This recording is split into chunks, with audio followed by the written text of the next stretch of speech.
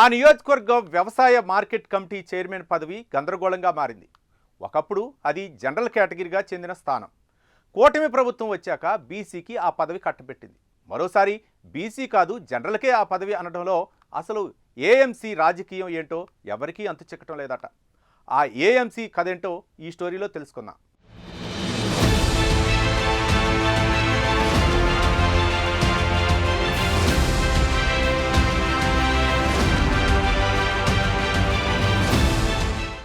గత ప్రభుత్వ తీరు వల్ల రైతులకు అండగా ఉండాల్సిన వ్యవసాయ మార్కెట్ యార్డులు సమస్యలకు నిలయాలుగా మారాయి. రైతుల పంటను దాచుకునేందుకు గోదాములు కూడా సరిగా అందుబాటులో లేవు.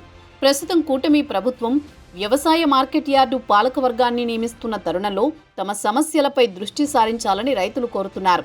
భారతదేశ జనాభాలో అధిక శాతం మంది వ్యవసాయ రంగంపై ఆధారపడి జీవిస్తూ ఉంటారు. వ్యవసాయం గిడ్డంగుల నిర్వహణలో ముడిపడి ఉంటుంది.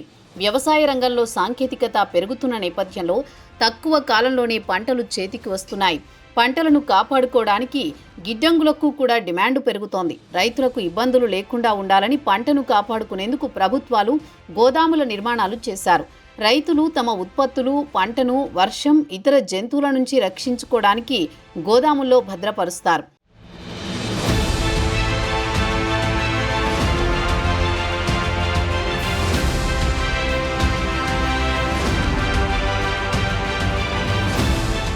పశ్చిమ గోదావరి జిల్లా ఉండి నియోజకవర్గంలో వ్యవసాయ మార్కెట్ కమిటీ చైర్మన్ పదవి గత కొన్నేళ్లుగా జనరల్ కేటగిరీకి చెందిన వ్యక్తులే చైర్మన్గా చేస్తున్నారు. అయితే కూటమి ప్రభుత్వం వచ్చాక ఉండి ఏఎంసీ స్థానం బీసీలకు కేటాయించింది. అయితే ఈ కేటాయింపు కొన్ని రోజులకి మాత్రమే పరిమితమైంది. జనరల్ కేటగిరీ నుంచి బీసీకి మార్చిన ఈ స్థానం ఉండి జనసేన ఇన్ఛార్జి జుత్తుగా నాగరాజుకు కేటాయించారు. కేటాయించిన అనతి కాలంలోనే ఈ ఏఎంసీ స్థానం జనరల్ కేటగిరీ అంటూ మరోసారి మార్చేశారు. దీంతో ఇక్కడ ఏఎంసీ రాజకీయాలు పెద్ద ఎత్తున చర్చనీయాంశంగా మారాయి.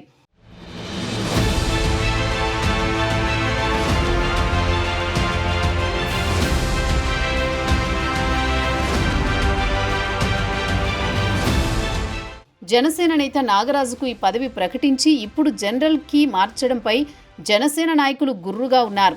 మొదట్లో నాగరాజు పేరు చెప్పి ఇప్పుడు మరోసారి జనరల్కి ఎలా మారుస్తారంటూ లోపల కుమిలిపోతున్నారు. తమ నేత నాగరాజుకు కూటమిలో సముచిత స్థానం కల్పించాలంటూ కోరుతున్నారు.